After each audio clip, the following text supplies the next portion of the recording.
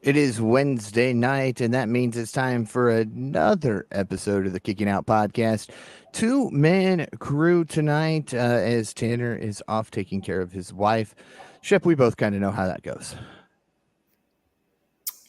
They're newlyweds. Yes. I'm just saying they're newlyweds. You guys can read between the lines. All right. Well, best of luck to Tanner as he handles his business, we'll call that. Or is he just out talking to Uncle Vinny? They're newlyweds. I mean,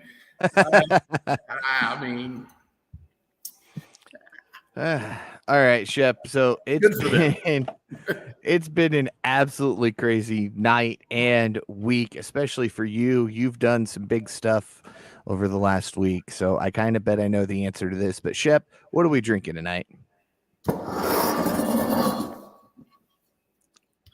Look, the last 5 days, I don't know which is upside, up, down, left, right.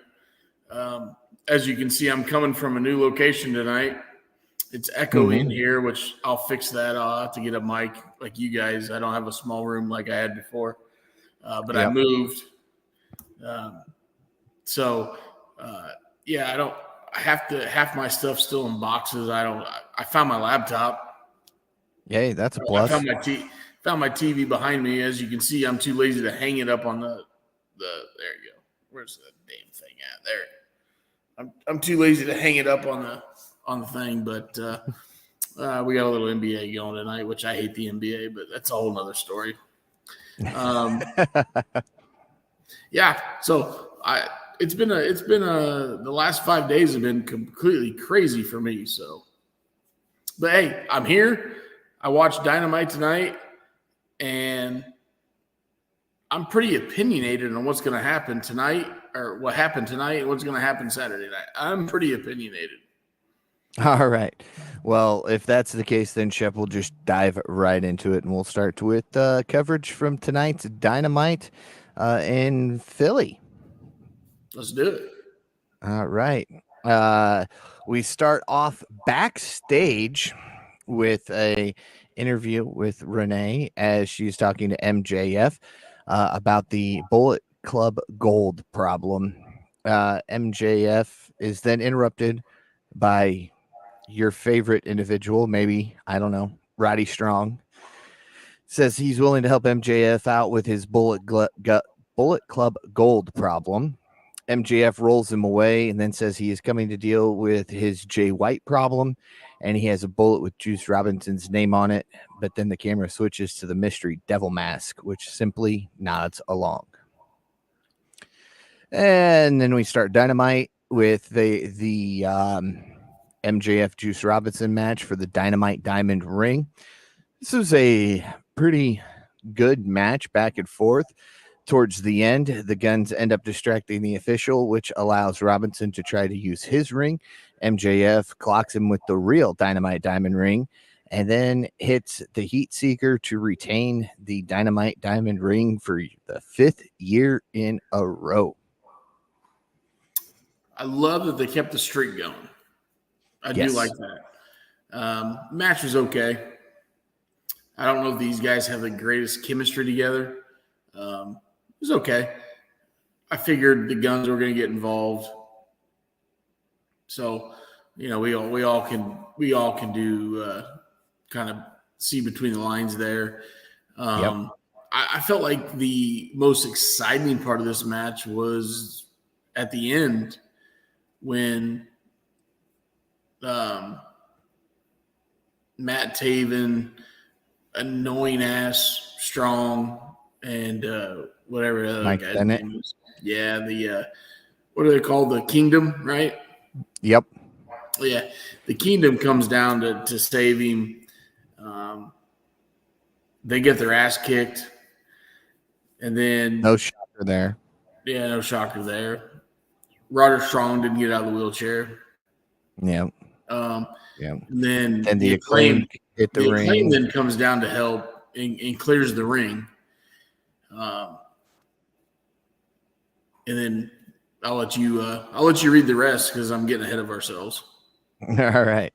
No, you're about right where I'm going to pick up from. As they get back to the top of the ramp, Bullet Club Gold grabs microphones, the Guns challenge for the ROH World Tag Team titles at Full Gear.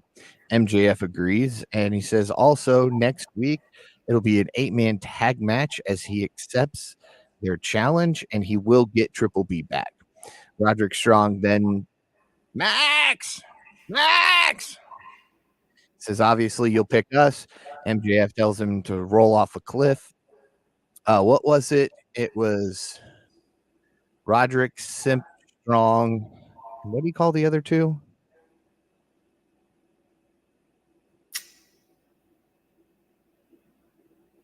Yeah. I don't know. Bland was mentioned several times. I know that much. But Max Caster then says that means he will pick the Acclaimed. MJF says he wouldn't tag with them even if his body was on fire, and tagging with them was the only way to put it out. Caster says, oh, so you mean there's still a chance? And he says, before you leave Philly tonight, scissor me. MJF just shuts the scissors, heads up the ramp where Kenny Omega's music hits, and says he wants to make it clear because he's got a lot going on. He wants a shot at the AEW World Championship. MJF says they can do it this Saturday night at Collision. It's a pretty big match out of nowhere. Yes. But it's been alluded to on BTE and then last week on Dynamite as well. Yes, with the streak. The streak, which I feel like Omega's going to give him the rub. Yeah. Oh, yeah. MJF's not dropping this title before Full Gear, at least. I don't think he's going to drop it at Full Gear either, and I'm not giving away my predictions or anything there, but... No, it's... Now, if we have watched the social media keyboard warriors over the last couple weeks, they've been harping on AEW in their attendance. Mm-hmm. I saw yesterday, maybe it was this morning, anyways, earlier, that they made an announcement, tickets still available for Collision, great seats available. So I feel ticket sales might not be the best, and they thought if they threw this out here tonight, they got tonight, Thursday, and Friday to sell some tickets. Which not a bad play. Not a bad play. I don't harp on them for it. No. Now I would like in the perfect world, I would love a couple month build up to this match, because I think Omega and MJF on the mic back and forth could do awesome things.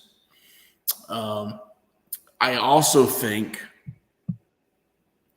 that it'll be Omega and the Elite, Omega and the Bucks, I should say. The Elite will be his other three partners in the 8-man tag. Yeah, and you can set that up because Kenny can't beat him, but respects the hell out of him and says, hey, look, you did a good job. Let us help you out. Yeah. So yeah, but see, here's back to the social media the keyboard warriors. I saw a post kind of in reaction to everybody talking about the ticket sales and the attendance between the two companies. And I really liked it because it said, look, I'd rather be at 50% capacity with a super hot crowd than sold out with a dead crowd. I agree with that. Yeah. It's not a bad statement. No, not at all. I'll take 50% capacity, but they're screaming at the top of their lungs versus sold out and boo, yay, or piped in boos. Oh, sorry. We're not talking about that yet.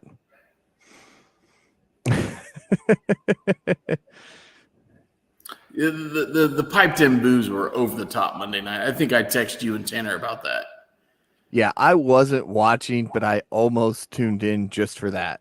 But then I saw Sean Ross Sapp of Fightful Select say how bad it was that they were piped in and how over the top it was. And I went, yep, nope, not tuning in.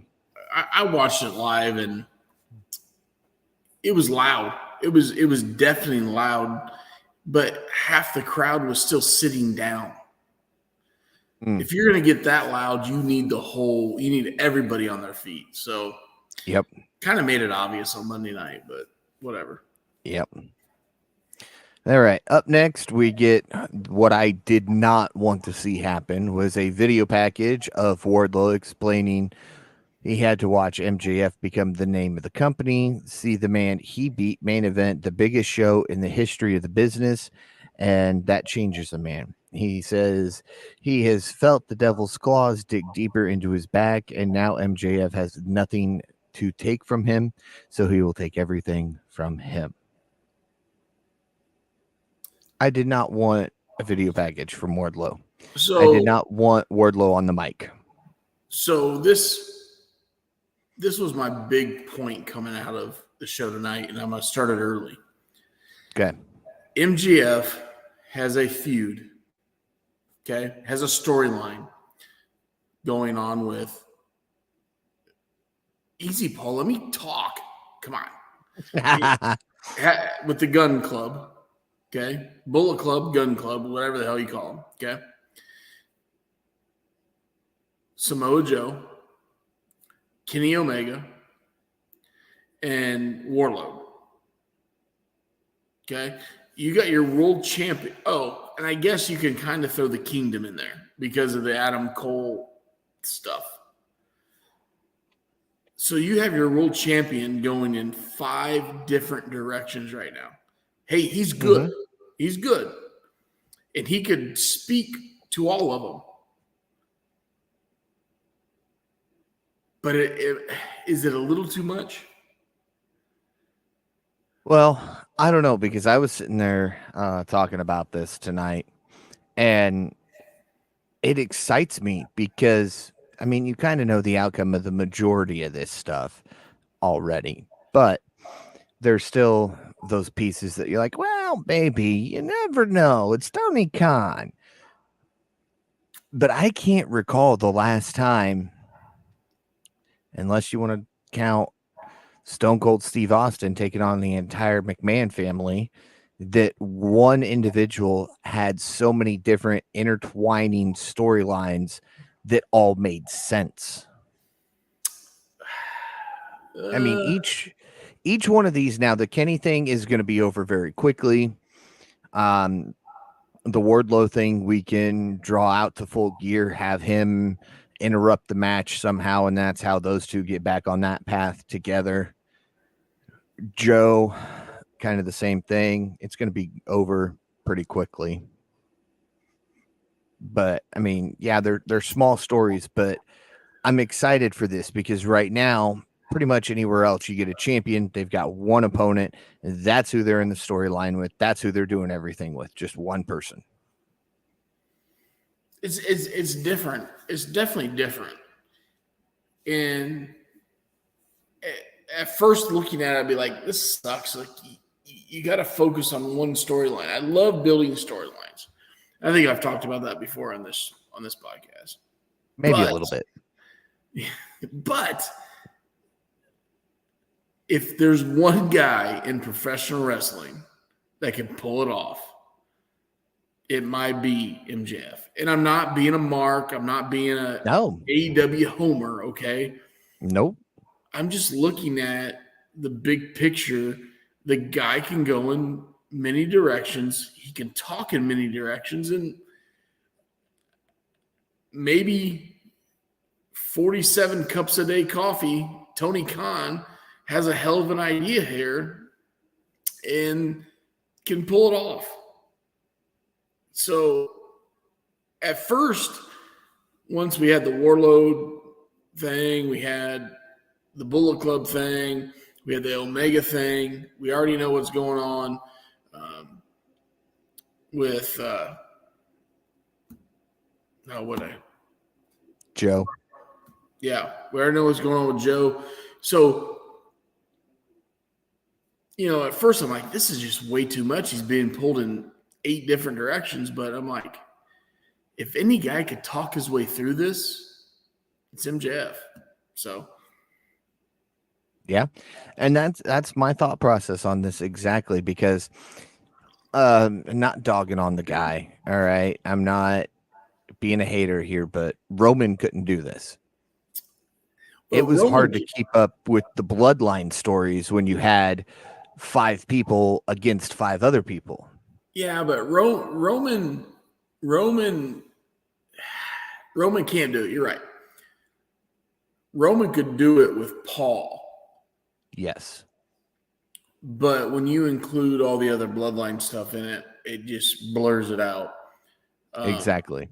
MGF is doing this without a Paul Heyman. Exactly. He's got no mouthpiece at all. Which again, why would you put a mouthpiece with MJF? Because he doesn't need it, obviously. Not at all. Yeah, it's different. We haven't seen it in a while, like you said. But if anybody can pull it off, it's caffeinated Tony Khan and MJF. Yep. Like, I mean, even looking at other members of the AEW roster, Mox might be able to pull it off. Danielson might be able to pull it off. Look, I love Mox. I love Mox to death. No, he couldn't do it. The only reason I'm saying he could pull off 5 storylines as long as he didn't talk in any of it, except maybe one. Okay. Yeah. It's his on mic work, his backstage promos, or vignettes as they call them, is just, and nothing against Mox. I love Mox. I think it's great, but I mean, you've really almost read his entire book. I'm close. I'm almost done.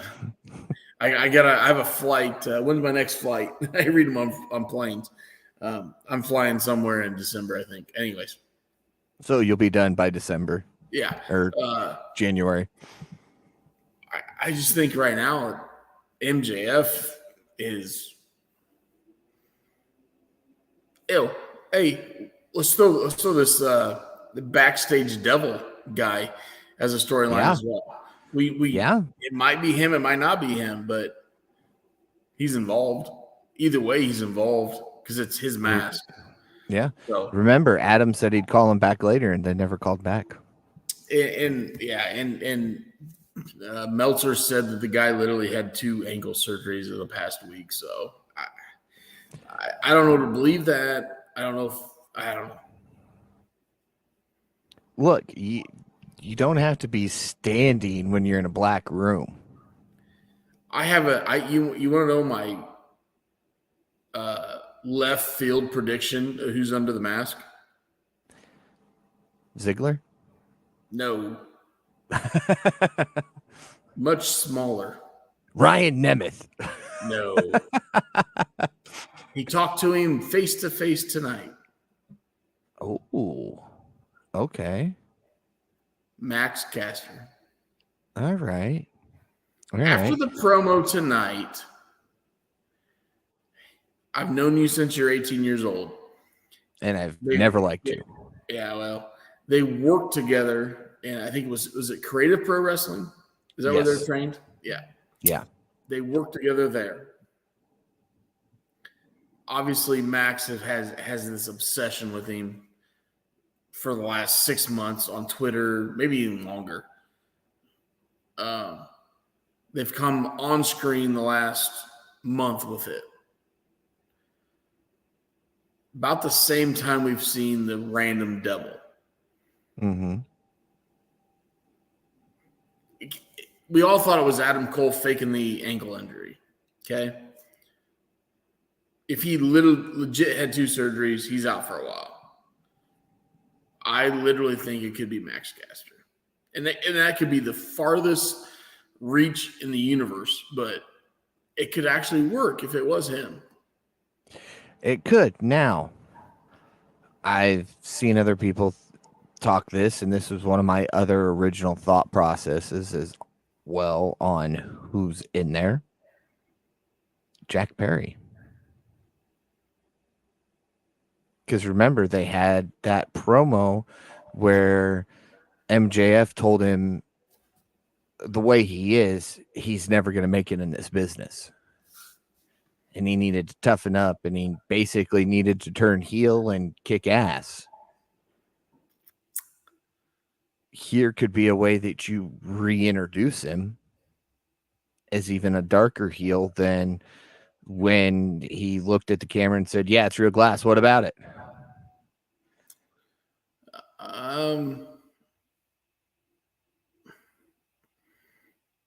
Yes, but I don't see Jack Perry coming in a stable with MJF.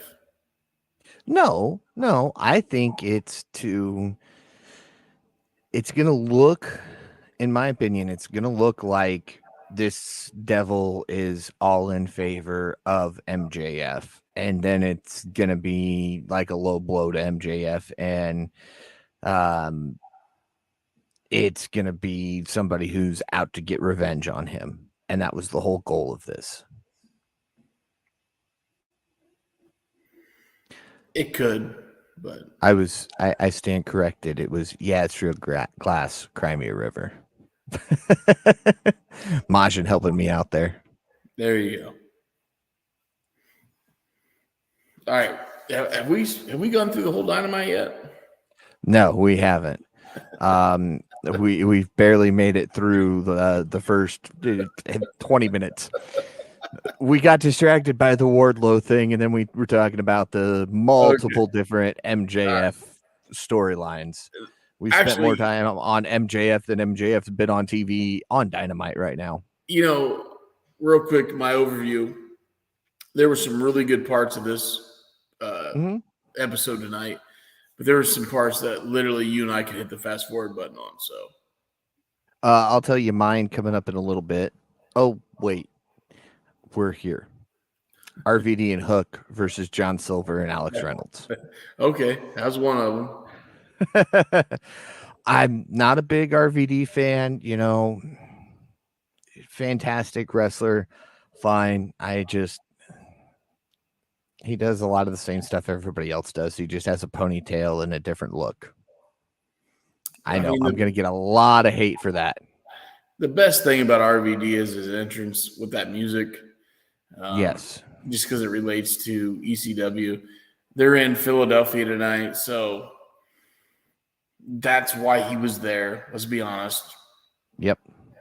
Probably there to sell some a couple extra tickets, to say they're back in the ECW land. I saw a lot of ECW shirts and hoodies in the crowd tonight, which is great. I was a huge ECW fan. So I get why they brought him back.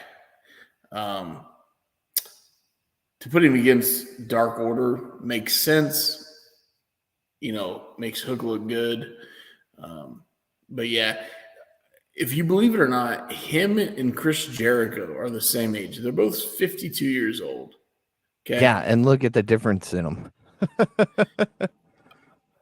And not that I'm not saying that Chris Jericho hasn't lost a step, but I would think Chris Jericho is way more nimble in the ring than RVD is. Just the way their body is broken down and whatnot. And, they both have the same amount of miles on their body as each does. So being 50 years old, they both got in the business about the same time. So, Yep. Hey, you brought RVD in to get a little bit of a cheap pop and probably sell a couple extra tickets. It is what it is. Mm-hmm. It worked. And, I kind of feel bad for Uno, who got his ankle kind of wrapped up in that chair when he wasn't even trying to. It was the Van Daminator. Yeah. the way it fell. Majin says, plus RVD did more of the hardcore stuff for longer than Jericho did. Very true. He says, causes the body to break faster. Yes, very, very true, Majin. Very true. So, but yeah, to take us home, we hit a 5-star frog splash on Silver, and then Hook locks in Red Rum. Silver taps like instantly. Then we go backstage to Tony Storm, and then we go to a commercial break. Did you catch who? Yeah, guess who her butler is? I saw he came out later. I didn't get a good look at him. Luther. No. Yes. Her butler's He just doesn't have the weird crap on his forehead anymore. Well, yeah, it is Butler Luther. Let's be honest. That's the only way he's going to stay in AEW. So, yeah. All right. Back from commercial break. Tony Schiavone's in the ring, and it's time for Sting's gift.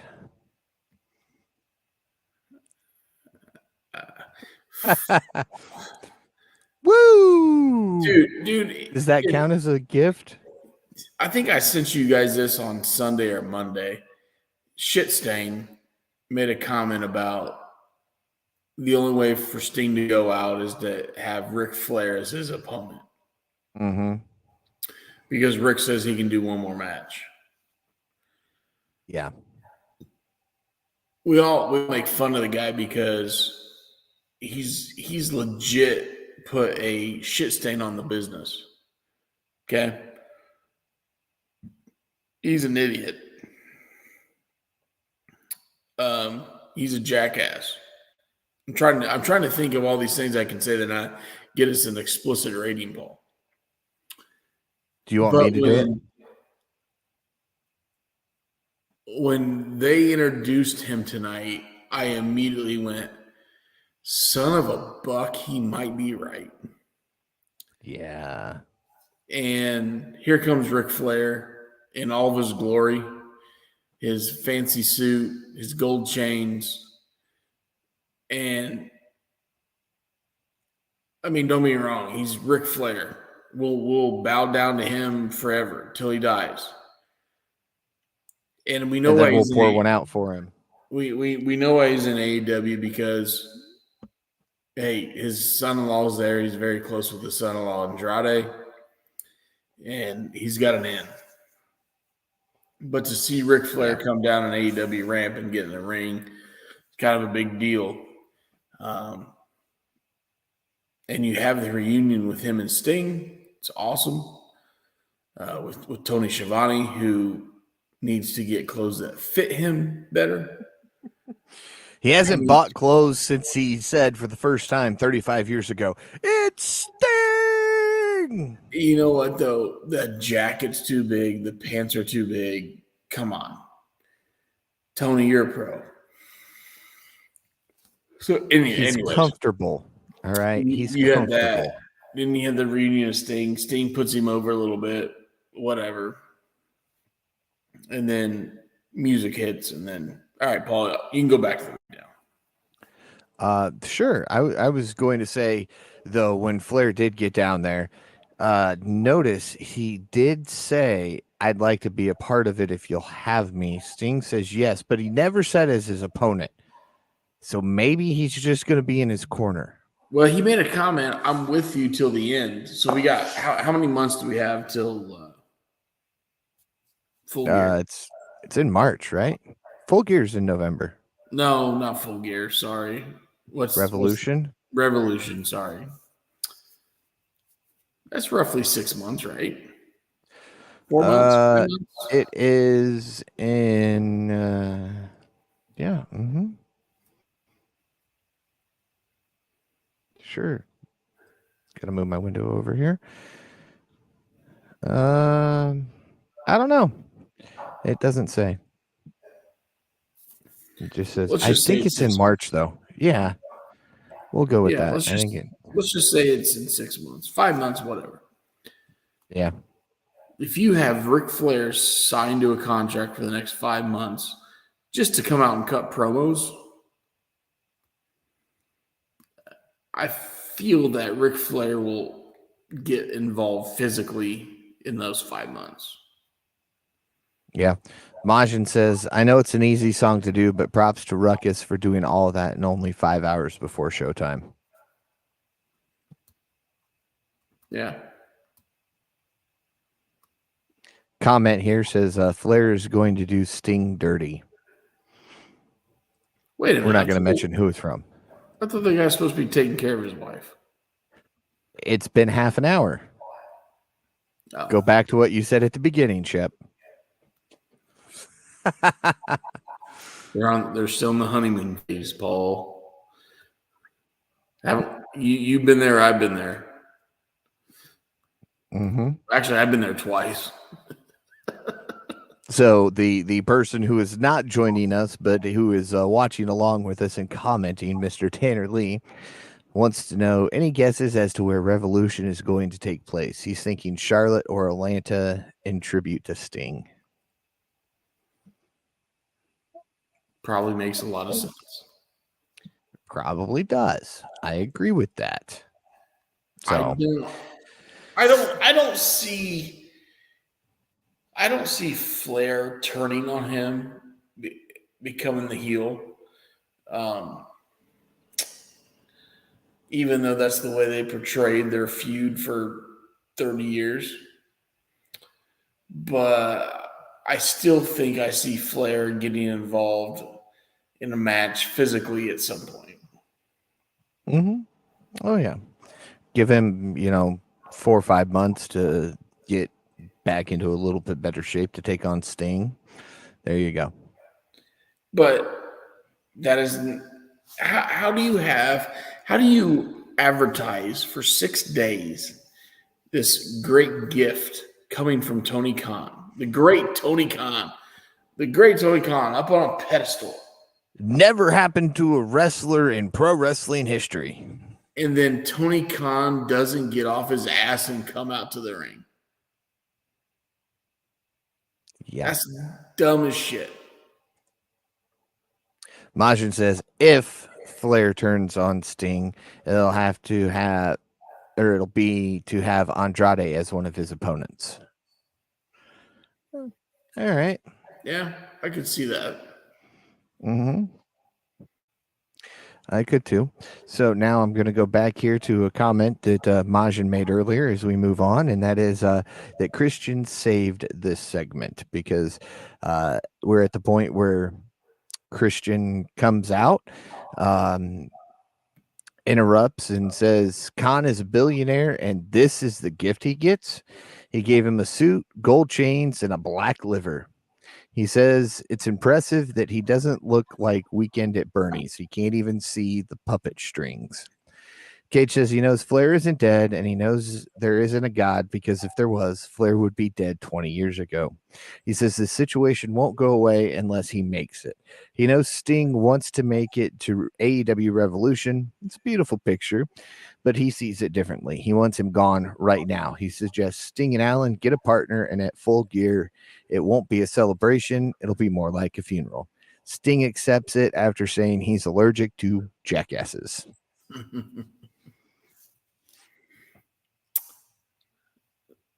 Christian was really good here. I thought the facial recognition was really good too by Nick Wayne. Mm-hmm. He reacted really good to the crowd. Dino Douche was Dino Douche. Still not a fan. I'm still not a fan of him, but whatever. Yeah. I like that. Hey, you find a third person because Flair is not going to be your partner. You find a third person to do this, and we're going to go. So, later on the show, they meet up with.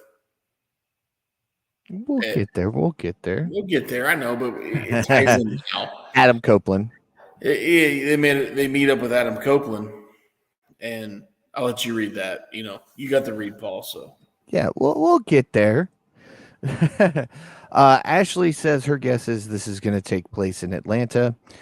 And Majin says, as I tweeted earlier, it's like Christian and Swerve were competing for biggest menace to society tonight, which we'll get to that here in just a little bit. I as kind of well. agree with both statements right there. Yeah. By both of them.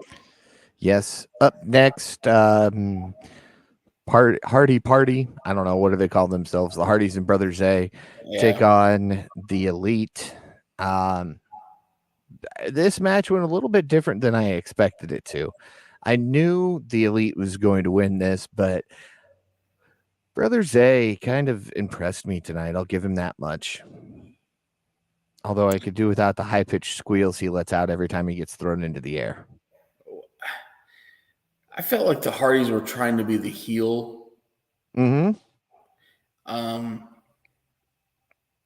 Matt looked a little lost a couple times in this match. Yeah, they're not really the heel when they walk around on their entrance and go around the whole ring and high five the fans. I don't know.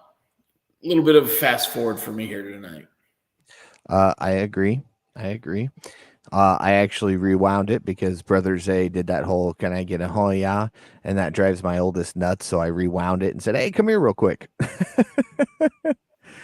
Oh, there you go. Majin says, "Just once, I want to see Willow the Wisp in AEW." I agree with that. That'd be fun. Yeah. So up next, better than what we got right now, man. Yes. Up next is Swerve's shot at being the biggest menace to society tonight, as a video package is shown of Swerve and Prince Nana entering Hangman's house. He rips some of the children's drawings, and then he goes into Paige's child's bedroom with Nana telling him he doesn't like the idea. Swerve says Paige owes him a debt, so he questions if Hangman Jr. will pay him that debt. He leaves the baby a t-shirt as a reminder that they'll always be indebted to him. This one, man. Whew. You know, there's been very few feuds where the heel has gone into the face's house. You know, we could probably put them on one hand. Mm-hmm.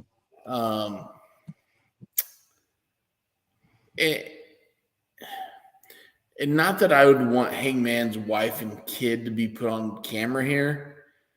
Right. But it kind of took away from the aspect of them coming into the house. And not that, man, it's kind of a fine line. You know, Hangman's got a young child, you know, a couple years old or whatever. Right. You don't want to put them on camera, probably. No.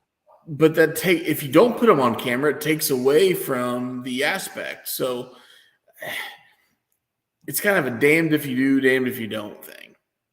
Yeah. Did I think the segment was pretty good? Yeah, I got the point across. Okay. But if you want to get sensitive here, you want to get really down deep, you want to get some true blood and dirt into this feud, maybe you have Hangman's wife make a cameo here. You know. Yeah. It was good, but it could have been better. Let's put it that way. Right. I agree. Tanner asked how many matches Jeff Hardy's won since he's returned. His total record in AEW is 15 wins. So I'm betting not too many. Do you think Swerve when he drove to Hangman's house?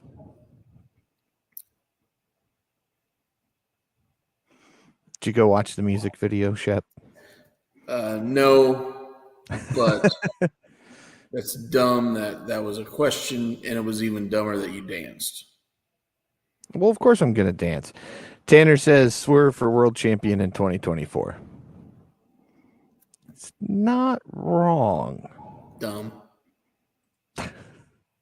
Majin says we've seen Rebby in almost the entirety of Matt's family with his broken universe. Very true. So there is proof that it can be done. Yeah. They just chose not to do it. Up next is the Women's World Championship match, Hikaru Shida versus Ruby Soho. You see this? Yes, I do see that. You fast forwarded right Oh. through this. Oh, did you see my invisible remote? You saw me hit the fast forward button. Yes, winner and still AEW Women's Champion, Hikaru Shida. I did like the fact that Ruby pulled the turnbuckle off to distract the ref, tossed the spray paint to Shida, went and got the world championship, and then Shida accidentally sprays the championship.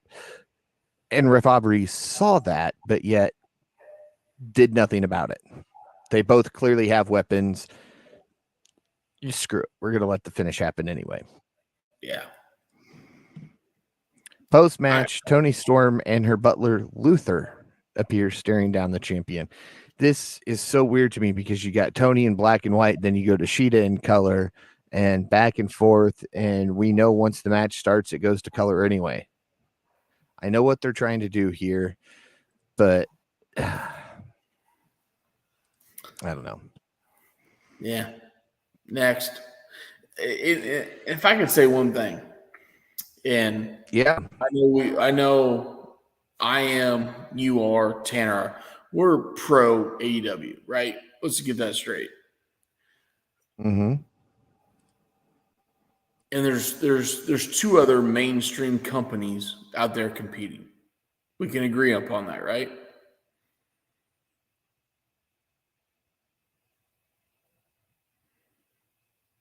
Yes. Okay. AEW's women division is third right now. Yeah. I mean, am I gonna get any debate? I think I'm on point on that. No, between the three big companies, it is the worst. It is. Honestly, it's one of the worst in professional wrestling. I'll even say that. We don't get them showcased enough, and we focus on 6 women: Statlander, Shida, both members of the Outcast, Willow, Sky Blue, Julia Hart. Now, there's potential to be really, really good. Don't get me wrong. Oh, and Toni Storm. Yeah. No, I figured you would say Outcast, but she's not Outcast. Well, I said first. No. They lack so much right now. I think they have a ton of talent in there. You know, we haven't seen Britt Baker for a while. We haven't seen Thunder Rosa's due to come back any minute. Yes. So we have some opportunities there, but it's definitely a back burner to Tony Khan. So yeah. Yes. Anytime we get a women's match on Dynamite, I'm fast forwarding the shit out of it. So there's a comment I'll show here in a minute that made me remember there's a segment I forgot. And that's when Renee sat down with Chris Jericho. Jericho says he's always reflecting and he's always had immense self-confidence in knowing he could beat anybody. He didn't see it coming against Hobbs. Does he still have what it takes to beat Hobbs? Is it time to step back, or is it time to get stronger and know that he's Chris effing Jericho? Is it time to get revenge? Don Callis has a lot of friends, but Jericho has a lot of friends too, and some are even bigger than Hobbs. Maybe it's time to give them a call, which led to this message from Tanner, which is, who's going to be Jericho's buddy that is bigger than Hobbs? Captain Insano would make sense to reunite Jericho. And then, of course, I don't even want to show this one. Shut up, Bill Tanner. Goldberg. No. Majin's right there with us. He's like, Tanner, I swear to God. If Bill Goldberg shows up, I quit this podcast. Look, it's funny. I told my dad today, I looked at him and said, if we get to Dynamite tonight and Flair is Sting's gift and is Sting's final opponent. I'm not doing the podcast before Revolution, and I'm not doing the podcast after Revolution because I don't even want to talk about that match. I don't even want to predict that match. So, Tanner, you may be on your own here soon. And back to the women's division. Majin says, so Tony just gets another shot after not even wrestling in a couple weeks. AEW is making me want to go back to the rankings. He says, and to go back to my rant from last week, let the division be in charge from those who actually care. And then Tanner decided to combine your two favorite people, Big Bill and Goldberg. Go to bed, Tanner. Tanner, go to bed. Quit typing, quit texting, quit tweeting, quit Xing, whatever the hell you call it nowadays. Go to bed. I'm sick of you. Yeah, I mean, come on, Tanner. We're 46 minutes into this, and we're not explicit yet. Don't make the man make it explicit. I'm trying to be nice. And then, because we had alluded to it earlier, I skipped over the segment with Adam Copeland telling Renee he still doesn't know or doesn't want to fight Christian. Darby Allin turns up, says that it's not the world we're living in. It's kill or be killed here. Sting then says he can't believe we are having this conversation and Copeland needs to take his blinders off. He learned how to see through guys like Christian, and he tells Copeland to open his eyes.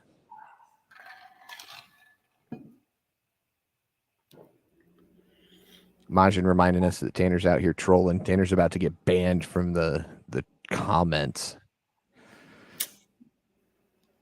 I thought it was a pretty good backstage segment.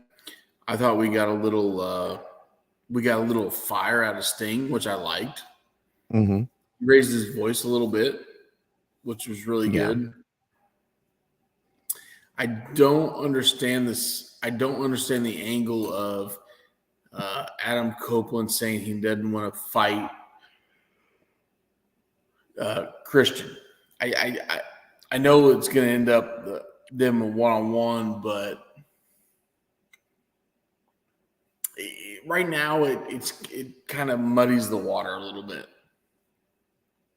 Yes, it does. Tanner's still down there chirping. Yeah, he's telling us, letting everybody know that the predictions champion is here in the comments. Majin's trying to get Tanner to behave because you're trying to be nice, just like Christian refraining from talking about someone's dead dad. That's true. I haven't talked about how I'm going to try to hook up with Nick Wayne's mom, but that's later on the show. Yeah, we still got about 12 minutes before you can do that. Tanner does say something we both agree with, which is they better not have Adam and Christian touch until about Revolution. Let's have some storyline build. 100% okay with that. So do we do 3-on-3? Christian, Nick Wayne, Dino Douche versus Sting, Darby, Adam with Ric Flair in their corner at Revolution. That's what it should be. And no way in hell should it be Ric Flair on the third. And he should be the manager, advocate, valet, whatever you want to call it. So we need Adam Copeland to do that instead. So, yeah. Only way that'll work. Majin says Adam will probably join them for the pape, but they might not touch immediately. Let's keep and if it's not Adam Copeland, it's going to be Andrade, just because of the relationship there. I could see Andrade. Majin says, Adam is joining him at Full Gear, though, isn't he? I hope not. That's probably the way TK will go, but this would be the perfect point to drop Andrade in it. Yeah, I could see that. It says do the 3-on-3 tag at Full Gear, leave Flair out of it. But then they're going to touch before Revolution, Tanner. So make up your mind here.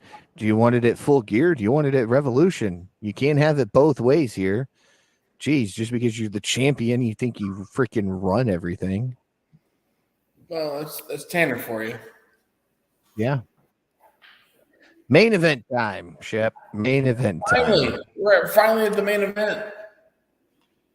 Bryan Danielson and Claudio Castagnoli versus Okada and Orange Cassidy. This was a couple of minutes to run over. Claudio and Danielson pick up the victory. Post-match, Danielson sells an injury that led to all of the BCC members appearing as they end up staring down all the opponents. I thought it was a good match. Love that Okada was there making his Dynamite debut. If I could, Hasn't he been on Dynamite at least once already? No. He was on. Not in ring. He was not on Dynamite. Too many AEW product right now. I can't keep it straight some days. If I could be negative here one bit, I thought ahead. Orange Cassidy looked like shit tonight. Did not like how he portrayed himself. Did not like I thought the Orange Cassidy gimmick where he does the soft kicks and the nonchalant. I thought that happened too much tonight.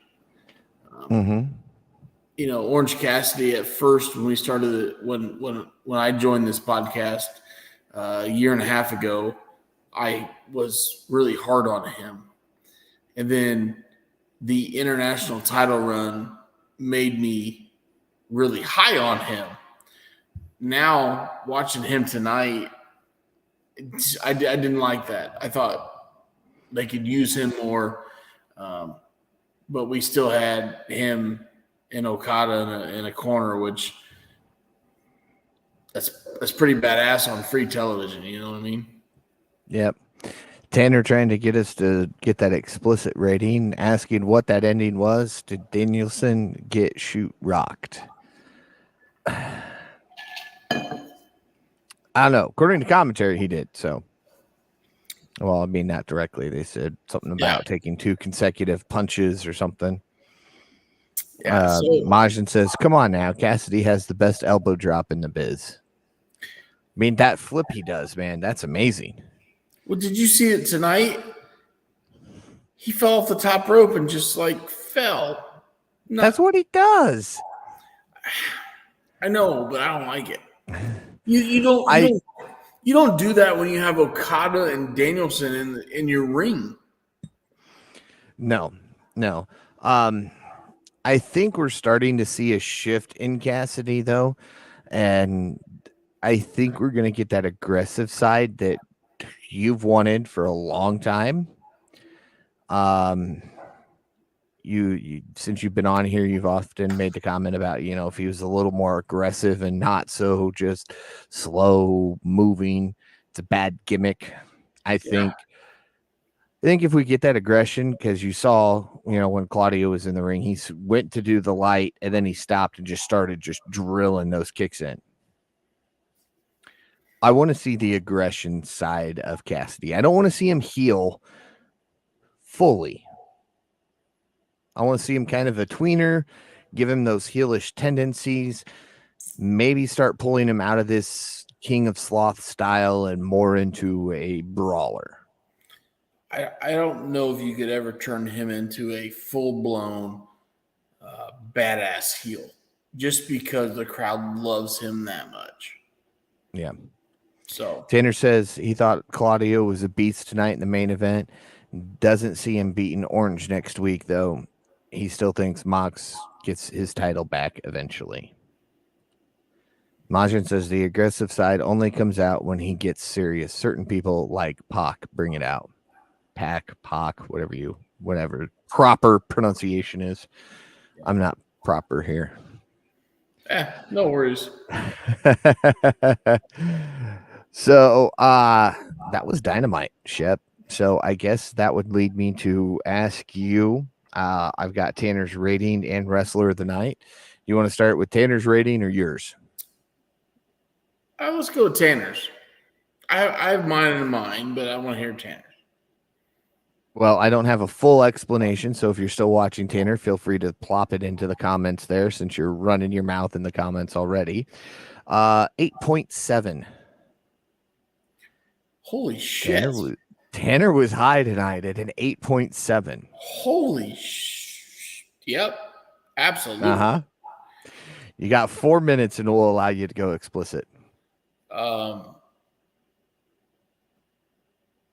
I'm not even close to that. Which tells me I'm going to end up between you two. Thanks. 8.7 is like the Mount Rushmore. Like that's a badass review. I thought it was a good show, but not even close to a badass show. So I'm 7.2. Almost thought about going below 7, but yeah, I'm going 7.2 because we saw Okada on television today. Majin asks, don't I usually end up between them? Yeah, it seems that no matter what order we go in, I always end up coming in between these two, which is again tonight because I'm at a 7.7. So not quite to the 8s, but pretty close. Tanner must have been drinking all day on the golf course or something to go 8.7. Or he meant 7.7 and he just doesn't know how to type because it's Tanner. Maybe he's got fat thumbs like me. Yeah. Fat thumbs. I type LOL and it comes out LLL. So, you know. Wrestler of the Night, Shep. Wrestler of the Night.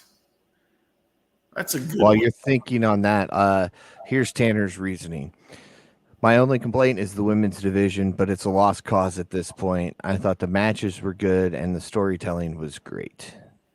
And he's sticking 8.7. Well, he's also a Broncos fan too, so. Well, I think that's because never mind. Are you going by my Wrestler of the Night, right? Yes. I'm gonna go MJF. Just because you're right there with Majin. Okay. His in-ring work was okay tonight, but I thought he shined with his backstage vignette afterwards. Okay. Yep. Yeah, which was with Samoa Joe, and Samoa Joe said that he'd be his friend. And after he said, "Sounds good to me," he goes, "On one condition, I get a shot at your title." Yeah, little protection. No worries. Yeah. No shoving into the wall or anything, so we're good there. Tanner went with Claudio. So that's his Wrestler of the Night. He also says he loves all the directions they could go with MJF. It's unique and creates great possibilities for stories and matches. So he missed our whole 25-minute segment on MJF to start the show off with. It's only like 6 directions. We said that. Yeah, well. Yeah, see, everyone is gunning for MJF. We already talked about that, Tanner, like 45 minutes ago. You're a little slow here. My Wrestler of the Night. Man, I got to think of this. And while I do, let's see what Majin has to say here. He says, to go back to the stuff with Caster, you know what, you've won me over with him being in the mask. Maybe he could do something kind of Trish Mickey-ish where MJF is shunning him and made him do it. Yep. So he agrees. Max could be under the mask. I like it. I mean, it's far-fetched. It's out in left field. It's way out in left field, like out of the park. Yeah. All right. Well, I was going to go MJF for his in-ring and backstage segments tonight.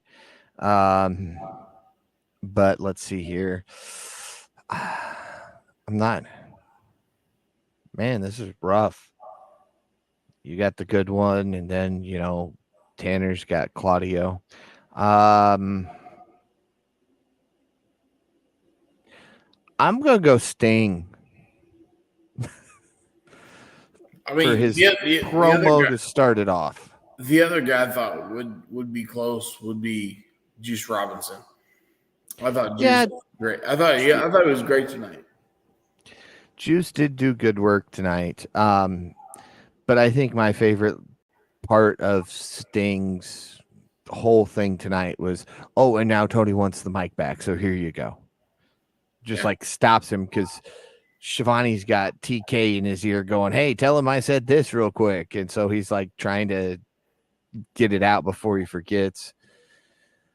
Majin says the Juice was indeed loose tonight. He was. Danner still thinks it's Adam Cole in the mask, which I kind of did when we started this, but then, I've got my other kind of left field prediction in Jack Perry, but I like that Max Caster idea. That might grow on me, Shep. That might grow on me. Well, So it should. Shep don't mess around. So yeah. Majin says, is it that far out of left field with how creepy and sexual Caster has been towards MJF? yeah, because I feel like the devil mask, he's protecting Mac or protecting MJF. So I feel like you can tie that in there really, really good. Yes. Yes. All right. So we want to do that other thing that we do on Wednesday nights. What are you talking about? So, what do you guys want to talk about? What do you want to talk about, Shep? I can be honest and say I did not watch Cody Rhodes this week. Well, hold on. I did watch him get his ankle smashed. And then come out towards the main event and try to work it better. But yeah, that's about all I got this week. Okay. So Majin's got this to say to you, Shep. Don't mess around unless it's with Nick Wayne's mom. She's coming over for dinner tomorrow night. Me and Nick Wayne's mom we're on the same level, bro. Tanner wants to know if it's a mistake to put MJF and Kenny on TV instead of pay-per-view. No. You need some television right now to boost your ticket sales. Obviously, you need this match. Now, yes, you need this match to be 10 to 15 minutes. And if it was on a pay-per-view, it should go 30 to 45. So give us a short and sweet match. MGF's going over for sure. Give us a good 15 minutes here. Tanner says we didn't miss much. Same crap with the Judgment Day, glorified house show in Saudi, blah, blah, blah.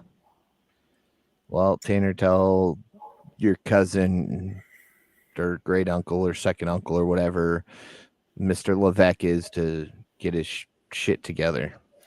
Well, that's Tanner's third great cousin.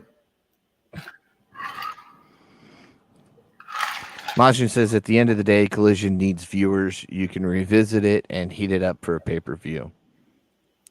Speaking of pay-per-views, I've got to ask, are they already running too many in a short time? No. No. I don't mind them.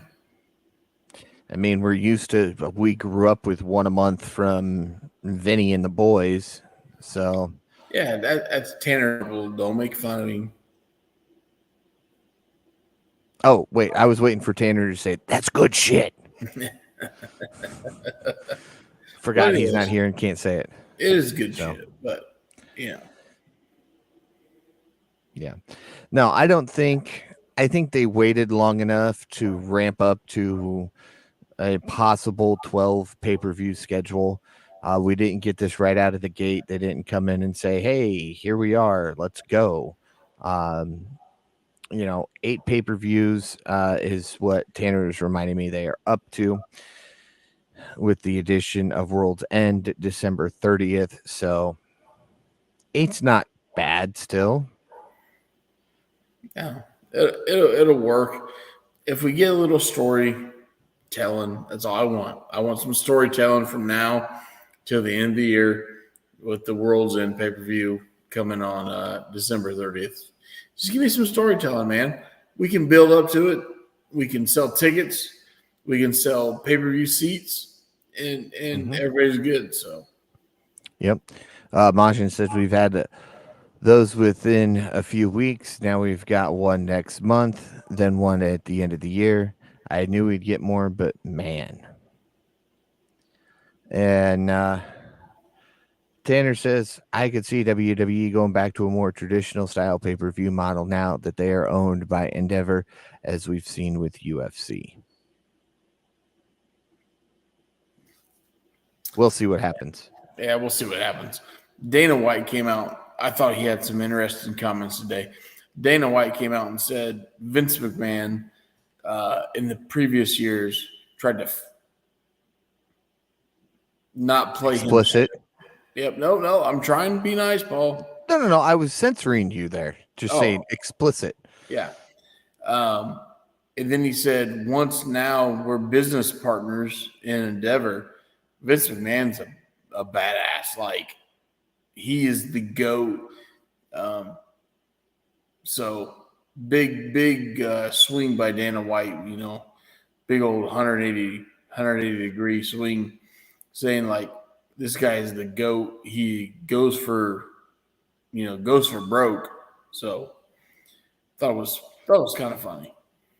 Now, see, I have not heard Majin's next comment here, so I don't know if you've heard this, Shep. Maybe Tanner has. I stay away from the dirt sheets and things like this. So Majin says, especially since Endeavor is questioning whether the merger was the right move. I had not heard that. Yeah, I think it's a great move. You have the number one professional wrestling company in the world with their footprint in the United States and Europe, Saudi Arabia with Crown Jewel. I mean, come on, let's be honest. It's the number one company in the world, so you got to do it. Yeah. Probably the comment of the night here, going to Tanner. Uncle Vinny still looks like Gomez Adams.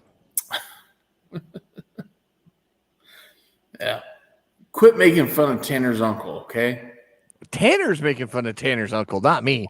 Well, Majin says apparently Majin says apparently higher ups in Endeavor are shocked by how their stocks are doing and such, so they're expected to be making more budget cuts and that soon, from what he's heard. The dirt sheet said a lot of talent that are due next year have not even been approached by extension. So, yeah, we'll see who gets on the market. Yes. So, Shep, we didn't catch Raw. We didn't miss much. It doesn't sound like. We haven't really gone down any rabbit holes yet tonight. Any of you want to go down? I mean, we're only an hour 9 into this. We've clearly got to go a little bit longer. Well, we're hour 9 into it, but we already had a 30-minute quiz, which. Okay, that 30-minute quiz turned into more like a 45-minute quiz. It was a very hectic beginning to everything. I would say the big breaking news that we did not talk about on KOP because we're AEW and we don't want to talk about WWE because they suck sometimes. But how about Impact dropping the name and going back to the original TNA, total nonstop action? Oh, you mean it doesn't mean tits and ass? Jesus, Paul. Come on. Are you trying to set me up here or what? Well, we know that's why they kind of went with that name. Yeah. No, so It's got nothing to do with Mike Tenay. It was to be confused with TNA. No, they said the only difference is they're going to use a normal ring because they thought the 6-sided ring was a little bit harsh on the performer. So they're what do I want to say? It's aesthetically pleasing, but it was a pain in the ass. Yeah, there you go. They will make sure the guys are okay. That's their first thing. So yeah, no more 6-sided ring. Which okay, but you want to bring it back TNA? I like TNA. Yeah, I'd like to see the 6-sided ring, maybe for a couple big pay-per-views or something, just as nostalgia. But I hope we get the original X Division back. Some of those X Division matches were nuts. Yes. They were nuts. I want to see them climb across the ropes and get the X or get the belt or something. But I want to see that X Division. I want to see AJ Styles taking a drop kick while he's hanging from the freaking rope or whatever it was and just bam. Yeah, I'm right with you. Tanner, do you want to slap him or do you want me to slap him, Shep? Tanner says Phil Brooks has entered the Impact Zone. He's your friend. He's your friend, Paul. He's your friend too. Look, I think we'll see Phil Brooks in the Impact Zone. No. Now if it's, I would say in the next 6 months. It'll be a while, but yeah, we'll see him there. No. And the only reason I'm saying it's all he's got left.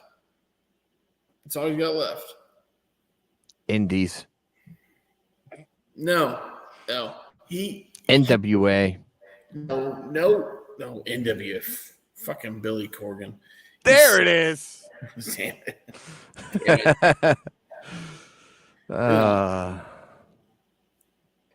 Impact will be the only thing that will give him the freedom to do what he wants to do. And I'm talking about Phil Brooks. So Tanner is apparently doing some type of research while he's watching this. So he's probably got us on his laptop and searching things up on his phone like normal. He says Pepsi Phil was making around $5 million in AEW and top talent in TNA make about $250K. Billy Boy on the CW from Tanner, because we know how much you love Billy. Yeah, Billy's a dumb shit. Man, $5 million to $250K, that's a big deal. It is. Yeah, that'd be like that's terrible. A lot. Yeah, I was trying to think of another way to put it, but there's no other way to really have to put it. That's a big drop. Man, you guys can look this up because of his injury. How many total years did he spend in AEW? Phil Brooks, that is. We'll let Tanner look that one up because I'm guessing like a year. I was going to say 2 years, but Tanner Lee says Al Snow and OVW. I really hope he's not referring to Pepsi Phil going to OVW because that would be terrible. I mean, OVW is like literally the AEW stomping ground. So, but there is a working relationship being built there between OVW and AEW, as there is. we saw Holly Hood, Haley J on Collision Saturday.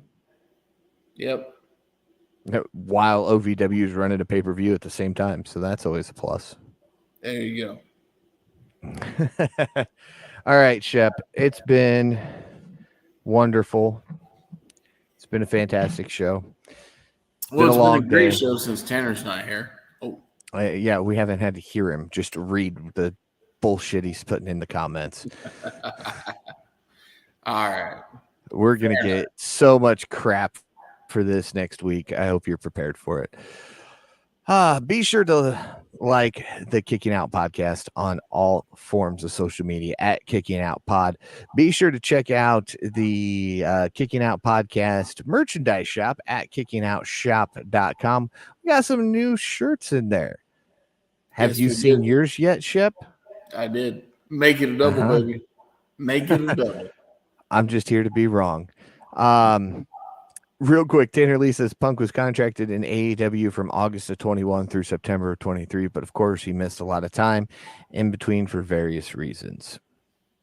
So, all right, be sure to check out kickingOutshop.com. Got some new t-shirts up there, got some new hoodies up there. You can wear Shep's favorite saying or even my favorite saying. So go check it out at kickingOutshop.com. It's your place to go for all of your KOP merchandise. Look good while you support a great podcast. I totally flipped that, but we're running with it tonight. Be sure to follow the Kicking Out podcast on all social media at Kicking Out Pod. Listen to the Kicking Out podcast wherever it is you listen to your podcast. And if that happens to be Apple Podcast, what do we do, Shep? 5-star. Because we are 5-star KOP. We are 5-star. Like, share, comment, all that good stuff. Let everybody know about the Kicking Out podcast. Be sure to follow the guy who keeps commenting on things that we're going to ignore all of next week at Tanner Lee 92 on all forms of social media. Follow Austin Shepard at the Shep 27 and follow myself at Paul Zartman 921. I gotta hit the right button. So be sure to join us again next week as we kick out yet another podcast.